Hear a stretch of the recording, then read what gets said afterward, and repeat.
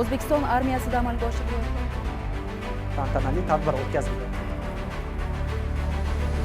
Задействованы практически все полигоны военных округов. Mudofaa vazirligiga qarashli harbiy qism va Bugungi kunda mamlakatimiz tinchlik osoyishtalik yo'lida.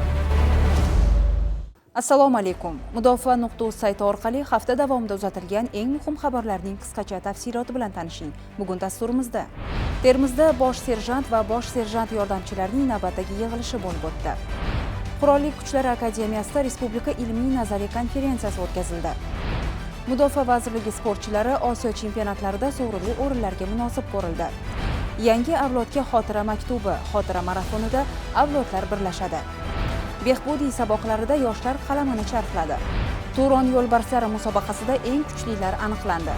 Mudofaa vazirligi qo'shinlarida jangovar vзвод yili shiori ostidagi 2025-2026 yangi o'quv yili boshlandi. Ikkinchi jahon urushi xotiralarida tanlovida eng yaxshi ijodkorlar aniqlandi. Urush faxriylari ehtirom va e'tibor markazida. Janubi-g'arbiy maxsus harbiy okrug tasarrufidagi Termiz, Kakayda va Hayrobod garnizonlarida xizmat qilayotgan bosh serjant va bosh serjant yordamchilari ishtirokida navbatdagi yig'ilish bo'lib o'tdi. Unda qo'shinlar oldiga qo'yilgan maqsad va vazifalarni bajarishda serjantlar tarkibining o'rni va roli, bosh serjant va bosh serjant yordamchilarining faoliyati tahlil etildi. Shuningdek, soha vakillarining o'tgan davrda amalga oshirgan ishlari, istiqboldagi reja va takliflari tinglanib, kelgusidagi dolzarb vazifalar belgilab olindi. O'zbekiston Respublikasi Qurolli Kuchlar akademiyasida Ikkinchi jahon urushida qozonilgan buyuk g'alabaga O'zbekiston xalqining qo'shgan tarixiy hissasi, harbiy vatanparvarlik tarbiyasining ibrat namunasidir mavzusidagi Respublika ilmiy-nazariy konferensiyasi bo'lib o'tdi. Konferensiya doirasida sohaning yetakchi olimlari tomonidan tarixiy hujjatlar, statistik ma'lumotlar va shaxsiy xotiralarga asoslangan ilmiy ma'ruzalar tinglandi. Bildirilgan fikrlar, keltirilgan dalillar hamda taklif va mulohazalar harbiy vatanparvarlik tarbiyasida g'oyaviy axloqiy manba sifatida muhim ahamiyat kasb etdi. Xitoyning Usi shahrida taekvondo VT yo'nalishi bo'yicha o'tkazilgan Osiyo chempionatida O'zbekiston terma jamoasi umumiy 14 ta medallarni qo'lga kiritdi. E'tiborlisi, O'zbekiston terma jamoasi safida yurtimiz sha'nini himoya qilgan Mudofaa vazirligi sport markazi sportchilari Jasur Jaysunov, Marat Mavlonov va Ozoda Sobirjonova o'z vazn toifasida tengsiz deb e'tirof etilgan bo'lsa, Omonjon Otajonova va Svetlana Osipova delegatsiyamiz hisobiga bittadan kumush medallarni qo'shib qo'yishdi. Shuningdek, Tailand poytaxti Bangkok shahri mezbonligida o'tkazilgan dzyudo bo'yicha qit'a birinchiligi ham vakillarimizga omadli keldi. Unda ishtirok etgan sportchilarimiz Nurbek Murtazoyev va Shahzodxo'ja Sharipov musobaqaning kumush medaliga munosib ko'rildi. 9-may kuni Toshkent shahrida xotira va qadrlash kuni hamda fashizm ustidan qozonilgan g'alabaning 80 yilligiga bag'ishlangan yangi avlodga xotira maktubi shiori ostida 5 kilometr masofaga yugurish musobaqasi bo'lib o'tadi. Shu munosabat bilan Axborot va ommaviy kommunikatsiyalar agentligining anjumanlar zalida Mudofaa vazirligining navbatdagi matbuot anjumani tashkil etildi.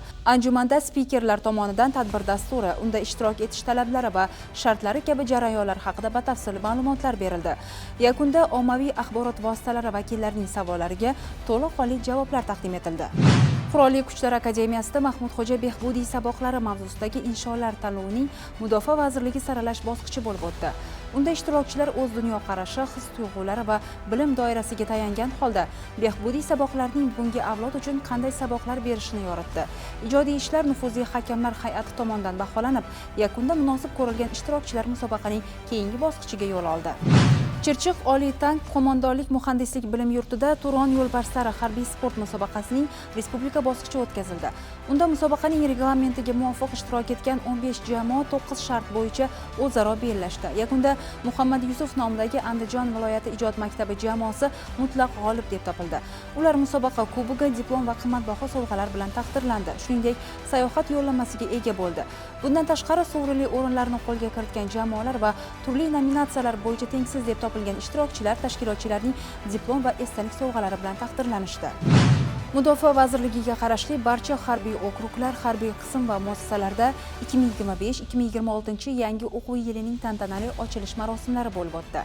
Unda dastavval harbiy xizmatchilarga O'zbekiston Respublikasi Mudofaa vazirining jangovar vзвод yili shiori ostidagi yangi o'quv yilini boshlanishi munosabati bilan qo'shinlarga yo'llagan murojaati o'qib eshittirildi. Marosim davomida so'z olganlar o'quv yili davomida yangi bilim va ko'nikmalarga ega bo'lishga va turli vaziyatlarda to'g'ri qarorlar qabul qilish ko'nikmasini oshirishga chaqirishdi. Mudofaa vazirligi tashabbusi bilan har yili an'anaviy tarzda tashkil etiladigan Ikkinchi jahon urushi xotiralarida nomli respublika ko'rik tanlovining g'olib va sovrindorlari aniqlandi. Bu yilgi tanlovga mamlakatimizning turli hududlaridan 100 dan ortiq iste'dodli ijodkorlar tomonidan rang tasvir, haykaltaroshlik va grafika yo'nalishlariga mansub 200 dan ziyod asar taqdim etildi. Mazkur asarlar bir oy davomida Shon-sharaf davlat muzeyida keng jamoatchilik e'tiboriga havola etildi va malakali hakamlar hay'ati tomonidan baholandi. Yakunda har bir nominatsiya bo'yicha birinchi o'rin sohiblari va bitta umumiy Grand-pri mukofoti sohibi aniqlandi. 9-may xotira va qadrlash kuni munosabati bilan yurtimiz bo'ylab harbiy xizmatchilar, mahalliy hokimliklar, jamoat tashkilotlari va yoshlar tomonidan faxriylar holidan xabar olinmoqda. Unda faxriylarning salomatligi, ijtimoiy holati, ehtiyojlari o'rganilib, zarur yordamlar ko'rsatilmoqda. Bu kabi yo'qlovlar nafaqat urush faxriylariga hurmat, ehtirom ifodasi, balki yosh avlodga tarixiy xotirani asrash, mardlik va fidoyilik namunalarini o'rnak sifatida ko'rsatishning ham samarali vositasidir. Sharqiy harbiy okrug ma'naviyat va ma'rifat markazida okrug qo'shinlarida xizmat qilayotgan harbiy xizmatchilar hamda ularning oila a'zolari ishtirokida ommaviy sayyor qabul va mehnat yarmarkasi tashkil etildi. Qabul davomida 100 ga yaqin murojaatlar o'rganib chiqilib, 70 dan ortiq murojaatlar shu kunning o'zida ijobiy hal etildi. Shuningdek, tashkil etilgan mehnat yarmarkasida sohalardagi ish beruvchilar tomonidan bo'sh ish o'rinlari taklif etildi. O'zbekiston armiyasida amalga oshirilayotgan bugungi islohotlar va yangiliklar bilan Mudofaa vazirligi rasmiy veb-sayti hamda ijtimoiy tarmoqlardagi sahifalari orqali batafsil tanishib boring.